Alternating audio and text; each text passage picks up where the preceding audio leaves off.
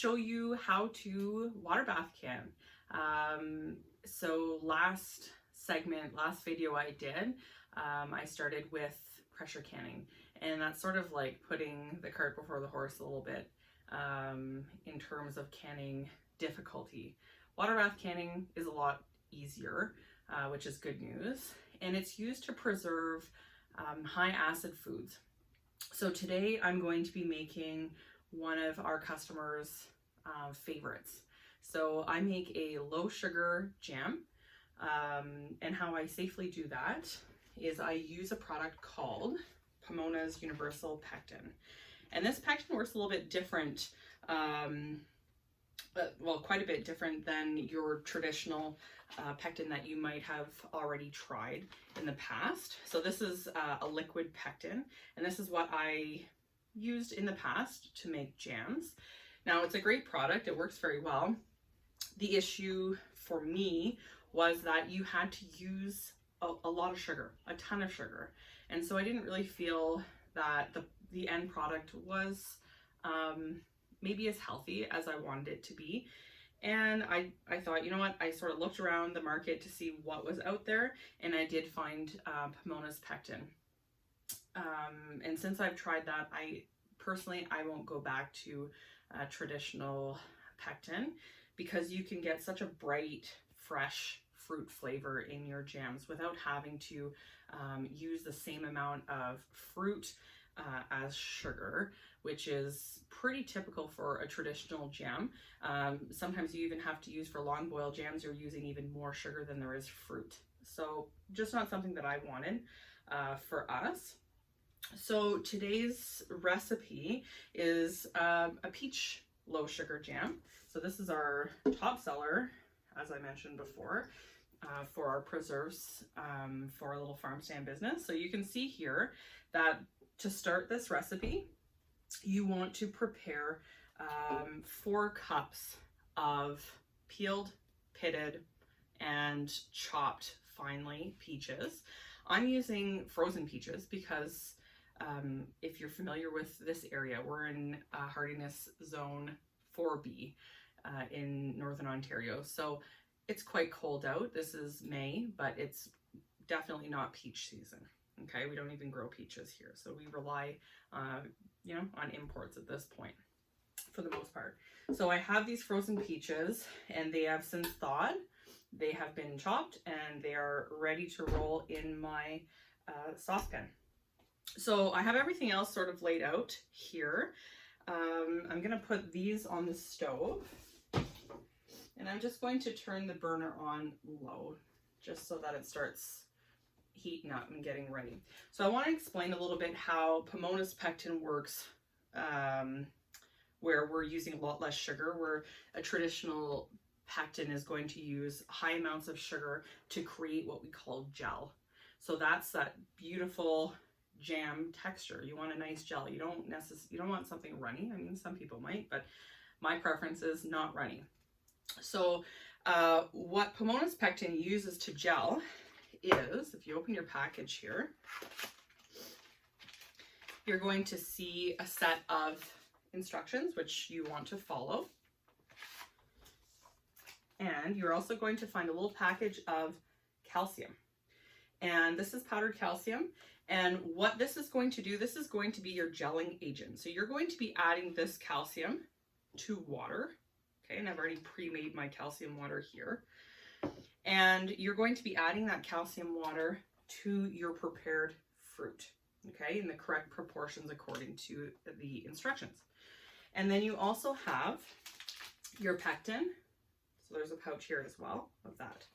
Now, my second favorite feature of Pomona's Pectin. So if you've ever made jam in the past, and let's say you have a huge harvest of fruit and you want to process a large batch of jam, you can't do that and expect a successful gel using traditional pectin. You shouldn't double, you shouldn't triple, you shouldn't mess around with the ratios of the recipe because you're going to end up with a product that's either way too runny or rock solid, right? We don't want to do that. So what's nice about Pomona's Pectin, you can half a recipe, you can, in my case today, we're actually going to be tripling the recipe. Okay, so I do sort of a larger batch for my commercial use. So I've tripled the recipe. So here we have 12 cups of prepared fruit, okay? And what's nice, you can sort of choose how much sugar you want to put in your recipe. So for a peach jam, the recipe calls for a 1/2 cup to 1 cup of honey per 4 cups of fruit, okay? Remember, you can put absolutely no sugar, and that's fine. I sort of like a little bit of sugar. It gives that jam flavor, but lets the fruit flavor shine through. And it also says 3/4 cups to 2 cups of sugar per 4 cups. So what I do for my low sugar jam recipe is for peach is I stick to 4 cups. So I've pre-measured 4 cups of organic cane sugar here, okay?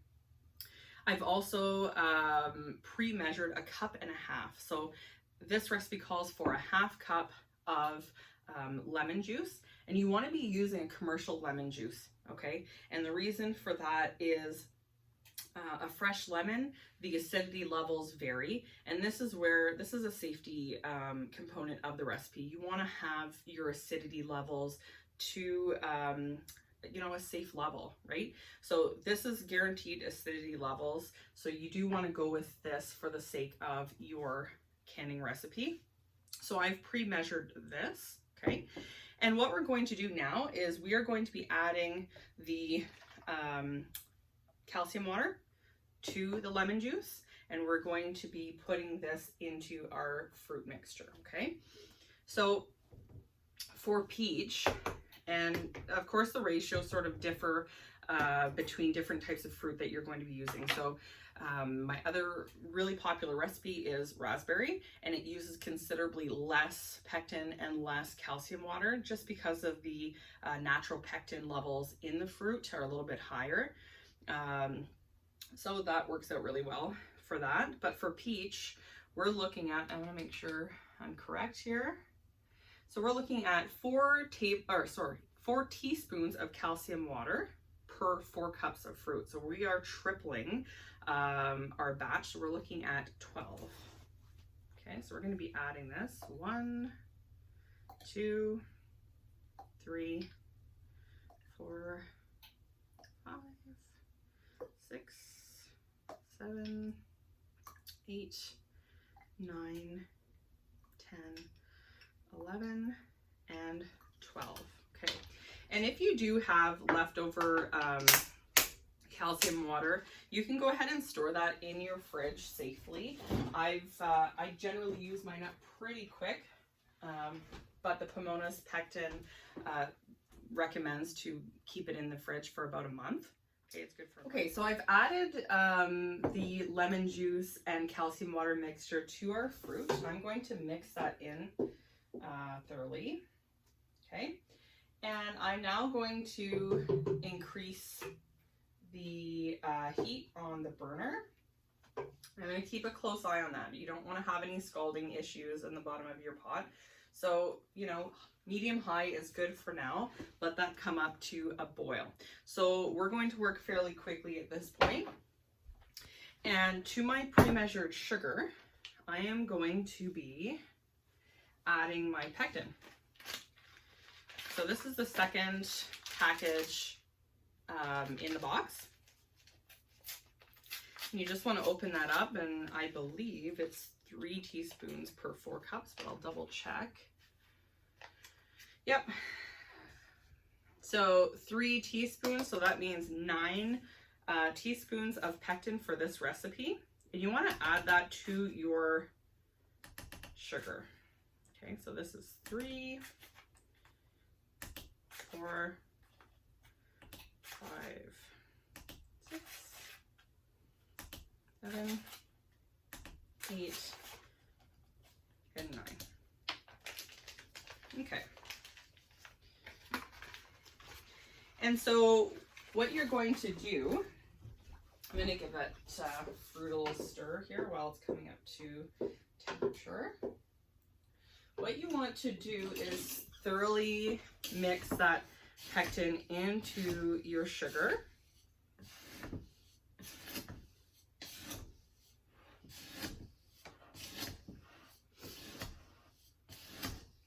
Make sure that it's really mixed in there. This is going to avoid any little clumps and lumps. You don't want that in your jam. Okay, so I'm going to have that ready to rock. Okay, so I'm going to sort of be standing here for a moment because I'm somewhat babysitting the fruit here. Okay, and what we're trying to do is we're trying to get that fruit and lemon juice and calcium water mixture to come up to a boil. And once that happens, I'm going to be adding the sugar and pectin mixture to the fruit. And I'm going to want to bring that back up to a really heavy boil. Okay, so you want it where you're not able to stir down the mixture with a spoon. Okay, and you want to keep it at a boil for a minute.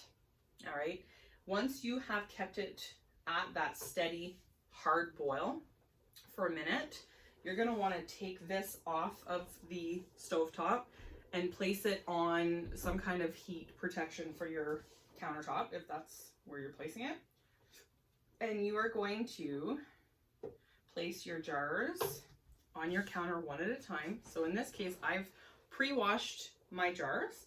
I'm going to be using the 125 ml jars. Okay, so the itty bitty little guys today. Okay, and you're going to want to place that here. Use your handy dandy funnel, and you're going to want to fill the jam in the jar to a 1/4 inch headspace. Okay, so if you watched my other video, and forgive me as I'm babysitting my peaches, if you watched my other video on pressure canning, I talked a little bit about headspace and the importance of headspace for proper gaining a proper seal on your jar. So this again is a safety consideration. And once you do have that seal on your jar, for most products, you're looking at optimal nutritional value remaining about the same for about 2 years. Okay. After that, it's not that you have an unsafe product, but it starts to those nutrients start to sort of decrease and disintegrate to a certain extent. Okay, especially if you're not storing your jars in a cool, dark area. All right, but for Pomona's pectin, because of the lower sugar content. So traditional jams keep for a very long time because there's a lot of sugar, and that acts as a preservative, right? But in the case of Pomona's pectin jams, their recommendation is that it is good on the shelf. It is shelf stable for a year, and you're probably better off sticking to that. Not that your jam is going to last a year, because it is really delicious and you're probably going to eat it faster than you can imagine. Okay. So now my fruit is up to a boil. I'm going to go ahead and add my pre-measured sugar and pectin. Okay. And you'll see that I'm going to be working fairly quickly once I start adding this. Keep in mind that, I'm going to go ahead and do that now that we're up to a nice boil. I'm going to let this little jar go back in his hot water bath. Ooh, that is hot. Okay, so I'm mixing this in. And maybe if I improve on my cinematography skills, I'll be able to show you this in action. But right now, you're just going to have to believe me that it is coming to a boil. Now I'm going to continue stirring that down. Now I've got the burner on its highest setting, so I can get up to that boil nice and quickly. You want to make sure that any clumps of sugar, anything like that, you sort of press it out with the back of your spoon.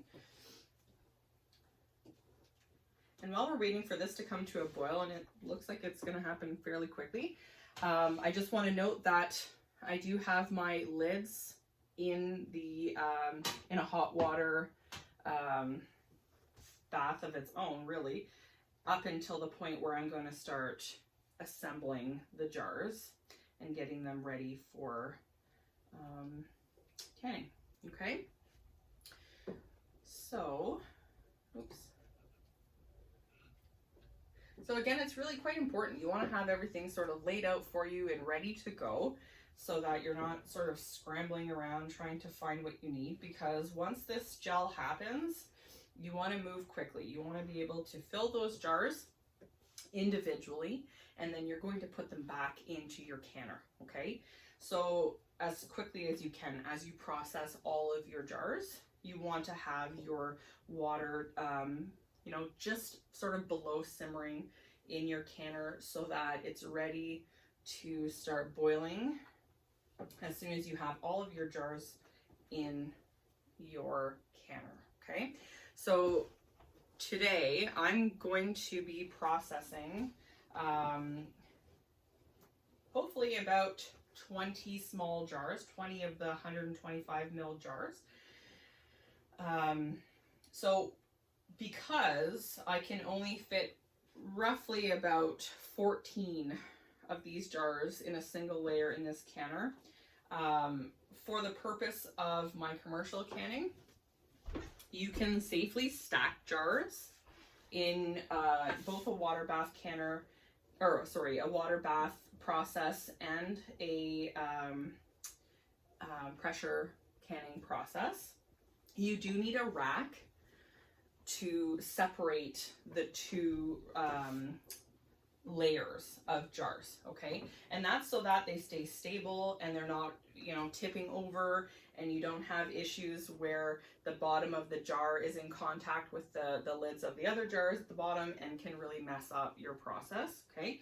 What's important with water bath canning, and again, you won't be able to see this unfortunately, and we're at a boil, so I'm going to go ahead and start my timer. We're going to do a little bit of multitasking here. But what you need to have is you need to have your water levels at least 2 inches above the lids of the top layer, okay, of your layer if you're doing a single layer, while you process, okay? So this is very important. This is what's going to actually seal your jars, okay? It's going to create that vacuum situation in your jars, which is what you need to properly process them so that they're not going bad on you, okay? Ooh, that's to a good boil. You gotta watch your arms. It's probably a good tip to wear long sleeve shirts when you're making jam, because you tend to get a little scalded at times. Okay, so we are just about there.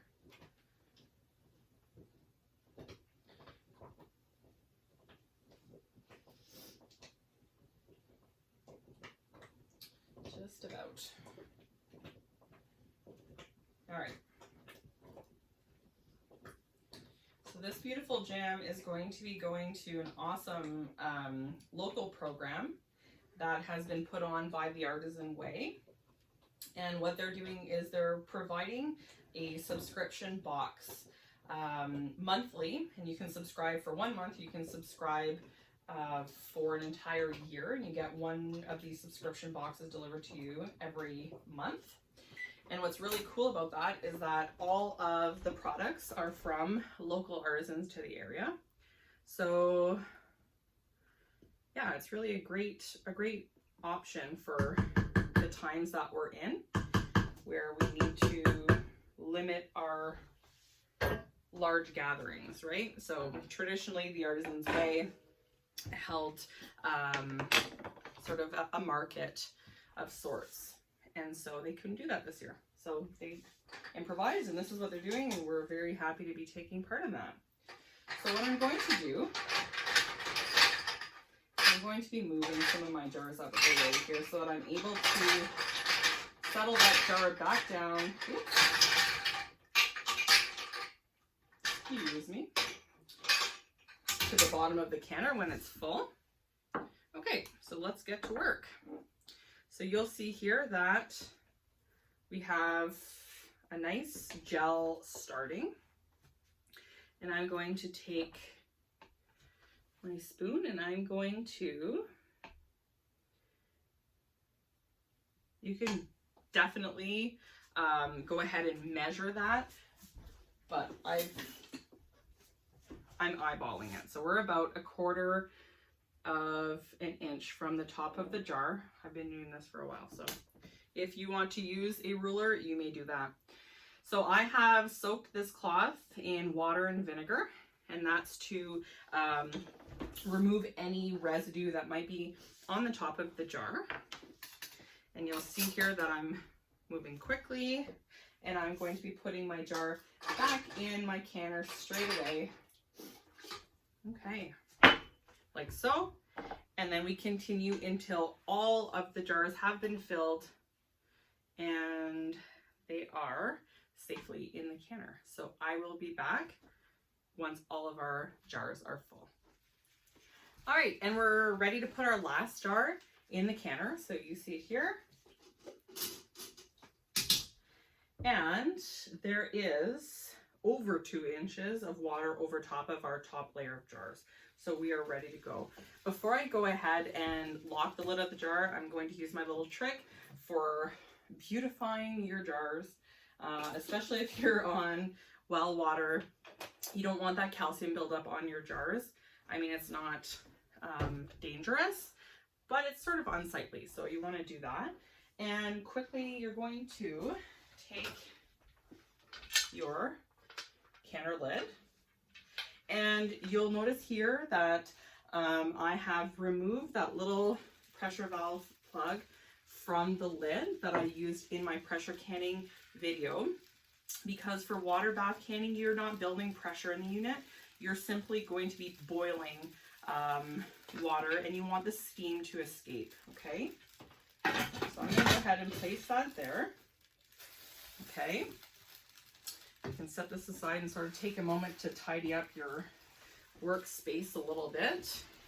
So we were working very quickly to get that jar in the jams and, or sorry, my goodness, see, that's silly. We were working quite hard to get the jam in the jars and get them in the canner, because that's how you're going to have that safe product, right? Okay, so under normal circumstances, I would, at this point, ideally, do my dishes that I created making the jam. And this just, basically, it allows me to babysit the canner so that once it comes to that heavy boil, so you're going to see again, there's going to be a plume of steam that's going to start coming out of the back of the canner, okay?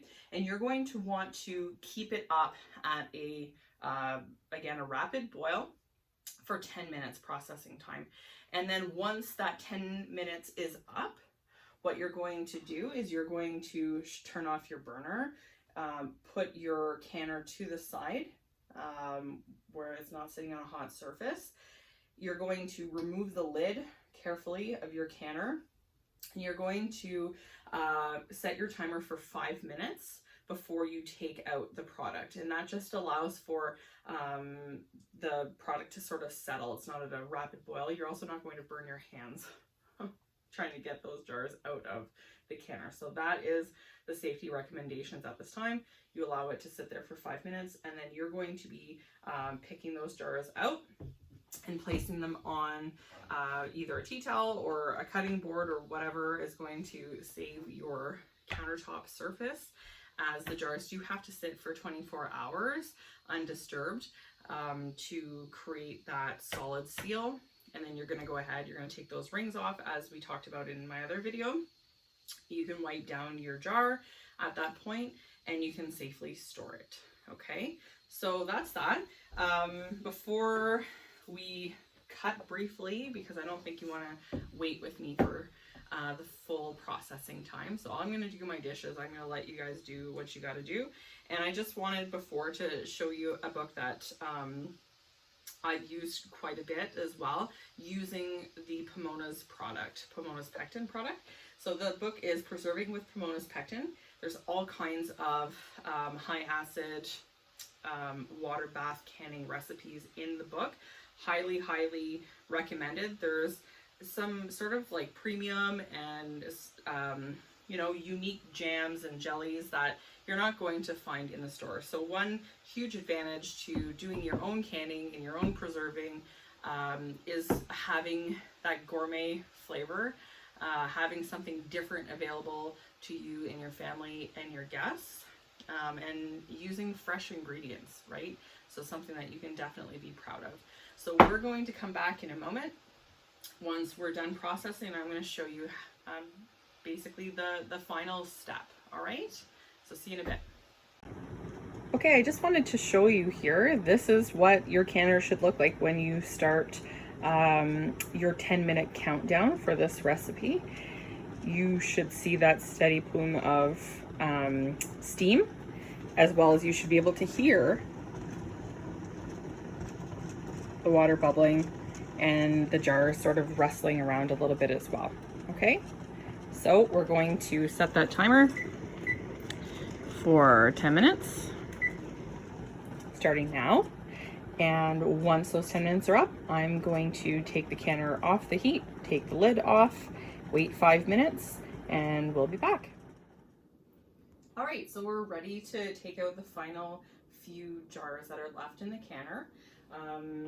So I was actually lucky enough to get 25 jars from that batch and a little bit left to spare for my own lunch, which is great. So the kids are actually outside playing with Joel while I do this. So I'm gonna sneak in a quiet lunch for myself, which is awesome and rare lately, very rare. Okay, so here they are. And you might have heard a couple of pings. We call them pings in the canning world, where it's like the most beautiful sound. You hear just a little pop, and that's the lid creating that vacuum seal. Now that we've taken the jars out of the water bath canner, the pressure change is going to create that vacuum seal. So that's sort of the difference, you know, between simply putting a hot product into a sterilized jar and closing it. You will get a seal, you will get a pop, but what you won't get is you won't get that vacuum process that is going to, with the boiling water and bringing that food up to the proper temperature once again all the way through, so that to ensure it's destroying any enzymes and fungi and all that yummy stuff that just floats around in the air. So it's a very important step. And so traditionally you might have seen people just, you know, taking a hot product and putting it into, oh, isn't that beautiful? Best sound in the world. To quote Martha Stewart, it's a beautiful thing. I totally just did that. But anyhow, I digress. Basically, sort of what I try to tell people when they say, you know, like traditionally, you know, my grandmother might have done it this way, and that's great, but we now know that this is an important step to take for the safety of your product, which is important when you're, in my case, I'm delivering this to the public, but also sharing it with my own family. So I wouldn't serve anything to the public and other people that I wouldn't want to serve to my own family. And for some reason, you know, some people, maybe they're just not quite thinking it all the way through, but some people feel that if you sterilize the jar and you sterilize the lid and it's boiling liquid going into the jar and you seal it, that somehow it's, you know, a magical process that's going to keep you safe. But I sort of throw it out there.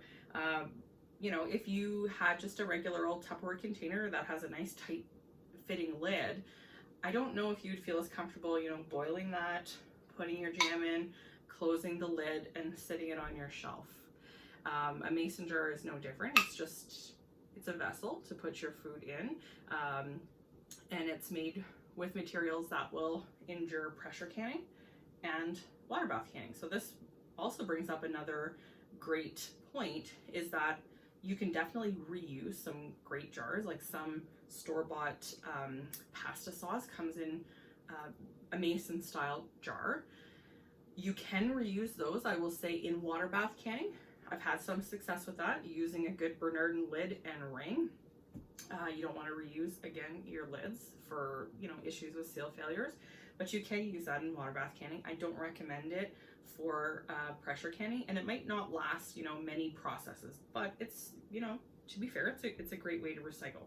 So mason jars, one of the most awesome things out there, a staple for the homesteader, however, not magic. So never ever skip that last step of processing your jams or jellies in a proper canner for that recommended time. So in this case, it was 10 minutes.